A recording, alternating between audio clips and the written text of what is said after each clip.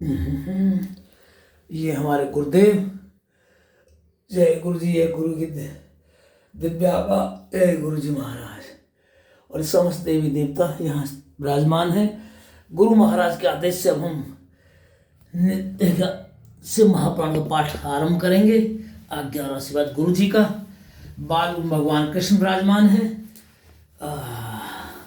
और समस्त देवी देवगण इस बात के साक्षी हैं, जो हम अब पाठ प्रारंभ करेंगे।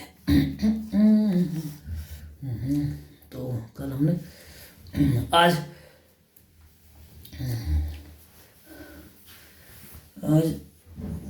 कौन सा पाठ ये है? आज हम 20वें अध्याय का पाठ करेंगे। इसमें है, इसका शीर्षक है पार्थिव पूजन के अनेक प्रकार। तो गुरु महाराज आदेश। सूत जी कहते हैं सूत जी कहते हैं, इसे दोबारा सुनिए। सूत जी कहते हैं, अब वैदिक भक्तों के लिए पार्थिव पूजन का वह विधान बताते हैं जो उन्हें मुक्ति और भोग देने वाला होता है। वेद सूत्रों की विधि से स्नान में विधि पूर्वक संध्या कर फिर ब्रह्म यज्ञ कर पीछे तर्पण करे तथा संपूर्ण नित्य कर्मों को करके शिव भगवान का स्मरण कर पूर्वक भस्म तथा रुद्राक्ष तो पहले धारण कर ले। फिर भक्ति पूर्वक श्रेष्ठ पार्थिव लिंग की वेदोक्त विधि से भली प्रकार पूजा करे। किसी नदी के तट पर, पर्वत पर, जंगल में, शिवालय या पवित्र देश में पार्थिव पूजन करना उचित होता है। शुद्ध देश में उत्पन्न हुई मिट्टी को प्रयत्न से लाकर सावधान हो शिवलिंग की पूजा करनी चाहिए। मिट्टी को जल से शुद्ध कर धीरे धीरे उसके पिंड बनावे। फिर वेद मार्ग द्वारा सुंदर पार्थिव लिंग की रचना करें। नमः शिवाय इस मंत्र से पूजन सामग्री का शोधन करें। पुनः भूर्सी इस मंत्र से क्षेत्र सिद्ध करें।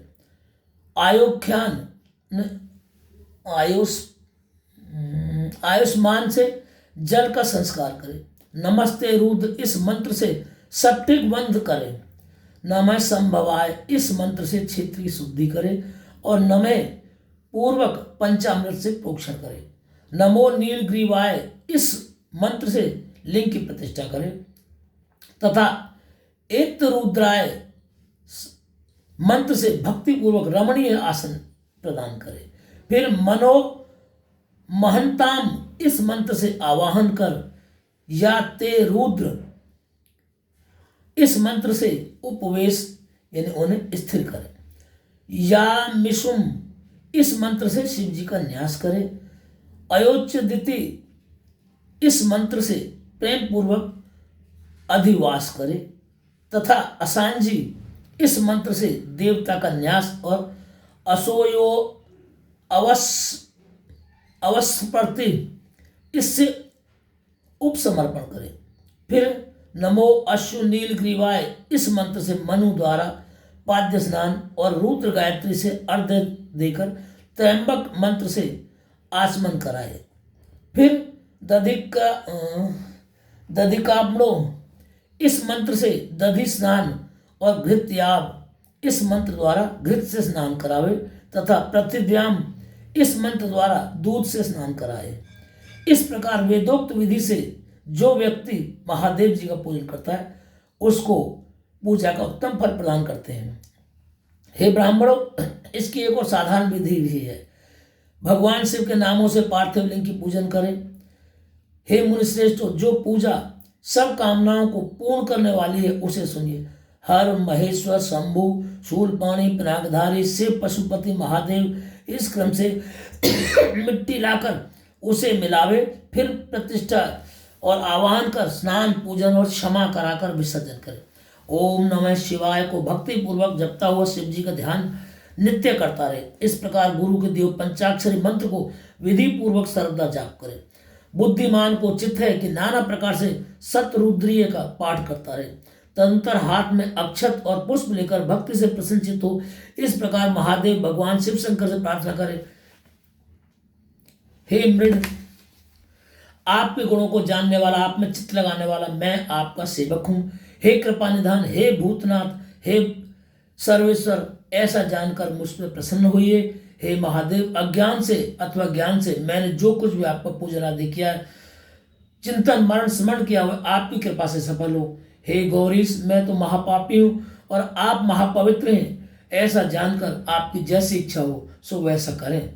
वेद पुराण सिद्धांत नाना प्रकार के ऋषियों द्वारा भी आप नहीं जाने जा सकते, फिर हे महादेव, मैं मूर्ख ज्ञानी कैसे जान सकता हूँ? आप जैसे हैं वैसे ही हैं। हे महेश्वर, मैं सर्वभाव से आपका ही हूँ। हे महेश्वर, हे परमेश्वर, मैं आपकी शरण में हूँ, मेरी रक्षा कीजिए। मेरे सभी परिजन, मेरे सभी कुटुंबीजन और मेरे सभी शुभ चिंतकों को आप कल्याण कीजिए, उन पर प्रसन्न हुई।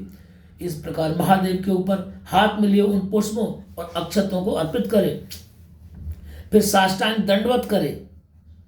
विद्वान व्यक्ति यथोक्त विधि से प्रदक्षिणा करें, फिर श्रद्धापूर्वक स्तुति द्वारा देवेश्वर का स्तवन करें, फिर गले से शब्द निकालकर पवित्र हुआ नम्रता पूर्वक प्रणाम करें और सादर पूजन विसर्जन कर दें।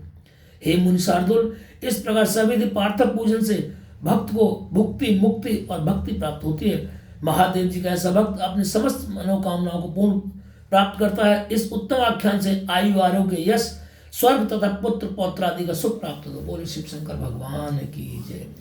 हर हर महादेव महादेव। इस पाठ के ध्यान के पाठन के दौरान कुछ शब्द ऐसे आए जो बहुत ही जटिल थे।